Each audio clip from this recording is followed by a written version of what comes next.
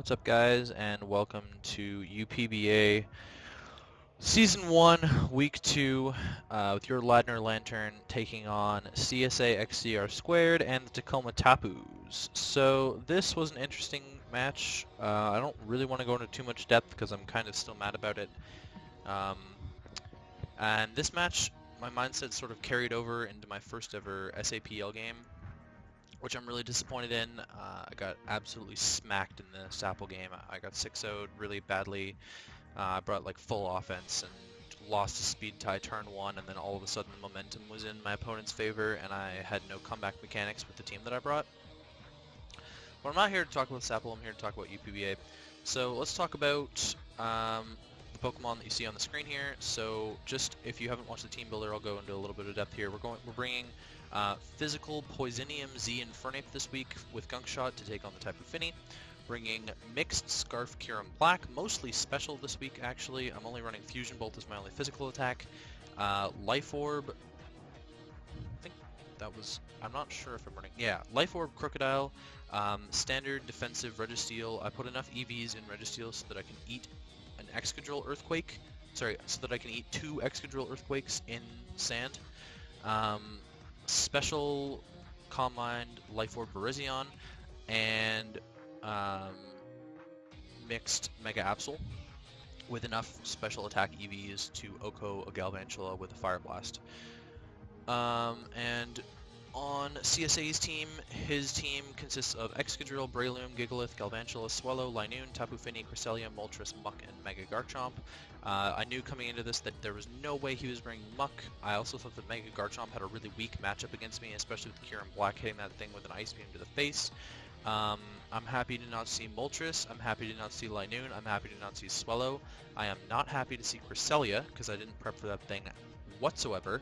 I think Sand isn't fantastic against my team, because a lot of my Mons just like eat Earthquakes from Life Orb, Excadrill, like Virizion, and Kyurem Black, and stuff like that. So I'm not scared to see Sand. I'm not really scared to see Tapu Fini, because I don't think it does a lot against my team. And in theory, after a tiny bit of chip, Infernape will OHKO it with Acid Downpour. Breloom's kind of scary, if only for Mach Punch. And going into this match, I was expecting Galvantula to be Life Orb. And so I didn't prep for Sash or Scarf Galvantula. I thought that if this dude brought Scarf Galvantula, he's a fucking genius. And he just like blew my mind all of a sudden. Anyways, I severely underprepped for Cresselia, and I underprepped for the potential of Sash or Scarf Galvantula, because as I talked about my team builder, my plan was to lead Mega Absol against Galvantula, ensure that he's not getting webs up against my team, because then he doesn't even need Sand for Excadrill to outspeed me. He does have a very, very slow team, and he didn't bring any of his fast Mons. Like, his fastest is Galvantula at 108, and then his next fastest after that he brought is 88. Base 88 speed Excadrill. So that's a little tidbit of info there. So because of that, I was anticipating him to bring webs. But we'll just like start up the game here and see what's going on. So I do lead Mega Absol against Galvantula, which was my plan from the beginning. Leading Mega Absol, getting a Fire Blast off, and OHKOing this thing. And as we'll see, I do Mega Evolve here, and he's Scarfed. I had EV'd Mega Absol to outspeed Galvantula by 1 point.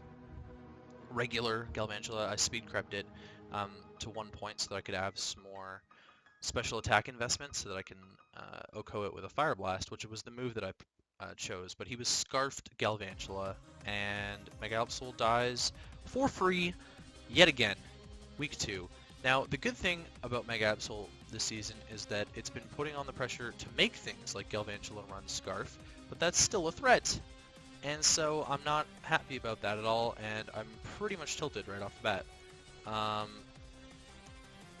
Yeah, so I go into Infernape here, and I'm going to click Fire Punch, thinking, like, because I can eat a Bug Buzz, and I'm like, whatever. If he brings in Tapu Fini, then I get some chip off on it. Excadrill's going to take a big hit, Gigalith will take a big hit, and I can close combat the Gigalith afterwards. Breloom's not going to want to tank a Fire Punch. I have no idea what this Cresselia set is yet. I'm thinking maybe it's offensive. Cresselia based on the team that he brought. I don't think he needs a lot of bulk a lot of bulk on that team, and obviously I wasn't thinking about Cresselia as we keep going through this match here. So I see the Tapu Fini, and it eats that Fire Punch. So now he's at 94%, and my calc says it's about a 50% chance for me to OHKO here with Acid Downpour. So that's what I go for, is Acid Downpour, which leaves him at 2%, dude. Leaves him at 2%. I lost a lot of momentum by not getting the OHKO here. And I made a serious misplay on the turn afterwards that ended up losing me even more momentum. So I just want to touch on this. Like, obviously this doesn't matter because he ends up missing the Nature's Madness.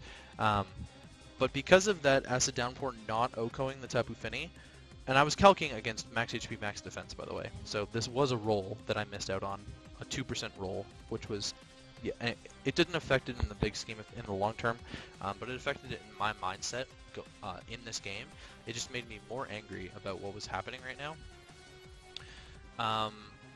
Anyways, so I just click U-turn on the next turn because I know that's going to kill because Fire Punch did 13.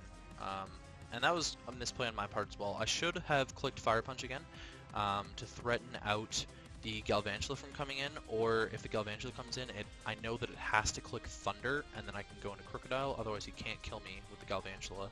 It threatens out the possibility of Breloom coming in, and it threatens out the possibility of Excadrill coming in. So that was a serious misplay on my part, clicking U-turn there, because instead of gaining me momentum by killing the Tapu Fini, I lost myself momentum by U-turning out into, I can't even remember what I go into here, into Kyurem Black.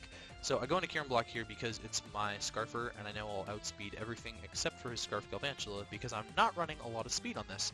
I was running enough speed on Kyurem Black with the Choice Scarf to outspeed max speed Swellow, because I figured on his team with webs, he doesn't need to run a Scarfer. It's in his benefit to run things like Life Orb, where he can change up attacks and do more damage to me, than run something to outspeed me. Obviously he didn't bring webs because he's bringing Scarf Galvantula, and so my entire thought process on this game is screwed up right now. He goes into Cresselia, and the game's over. I'm just going to say it right now, the game is like actually over. Registeel being able to tank this Moonblast is great, but the only thing I have to hit this Cresselia with is Rock Slide. And it just sets up a substitute in my face. So I have to go into Infernape here to break its sub, and I thought that I would break its sub with U-turn, but it turns out Cresselia is way too bulky, and that Mon should be banned, because I hate Cresselia so much. I really hate Cresselia a lot after this match. It gave me like the biggest headache this entire time. I'm not gonna like keep talking about this because I just go on full tilt, and he's got the Colbur Berry on his Cresselia anyway, so my knockoff does absolutely nothing. I'm just like completely blown away as to why I was not thinking or something. Oh, look at this, Fusion Bolt is 22. Yeah, that's fun. Base 170 attack Mon, and my Fusion Bolt does 22 to this thing. Like, okay then. That's fun. I love playing against Cresselia. It's the most fun thing ever. Cresselia is a balanced Pokemon when it's running Colbur Berry. I should have brought Mimikyu in hindsight, because I could just set up on the Cresselia and he can't touch me, really. Either way, this game's over. I lose 5-0 to the Tacoma Tapus and CSAX CR squared. Really poor play on my part, and I got really mad about it afterwards. All the credit in the world needs to go to CSA, because obviously he outprepped me by miles, and he told me that he prepped like right before the game, and so I was kind of disappointed in myself because I'd prepped like the week before, and I didn't even consider all of these things that he like just brought against me. Oh, I didn't even realize I missed a Rock Slide. I thought that I had hit all my Rock Slides, but it didn't matter in the end game. Rock Slide was there for the Moltres, by the way, so I had nothing. And I even talked about it in my team builder. I have nothing to hit this Cresselia, and then it just like ran through my team. So I do know that I put in the description of the team builder that I wasn't going to do a battle video for this, but I've sort of calmed down over the last 2 days since playing this, and I sort of just wanted to upload it because I'd like to have recollection of all my games. So, Cresselia's busted. Registeel needs reliable recovery. I don't know. Cresselia's busted, dude. He didn't even have to bring his big killers, and Cresselia got 5 kills. It's tied for like the league kill leader right now because of this match. I'm extremely disappointed in myself. You know, like I played a really solid match against Bob, mispredicted once, which ended up losing me momentum. That I had control of that match, mispredicted once and lost me the momentum. And then this game, like, turn 1, I lost momentum right off the bat. And it was the same thing in my Sapple game. I brought Mega Gallade against Mega Diancie, lost a speed tie turn 1, and all of a sudden I lost momentum in the game.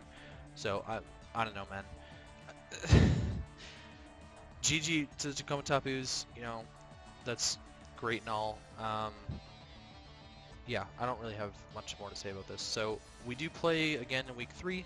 We'll be playing Mugen, coach of the Western Weebs. He's got a really threatening team. I'm really scared of Ditto on his team. Who isn't? But I'm not afraid to say that in something that I'm putting out before I even play him or build for him even. Like, Ditto's stupid. I hate Ditto in draft format because it's like you can't even set up against anybody's team. Not that Mugen necessarily has a lot of free setup mons, but anyways.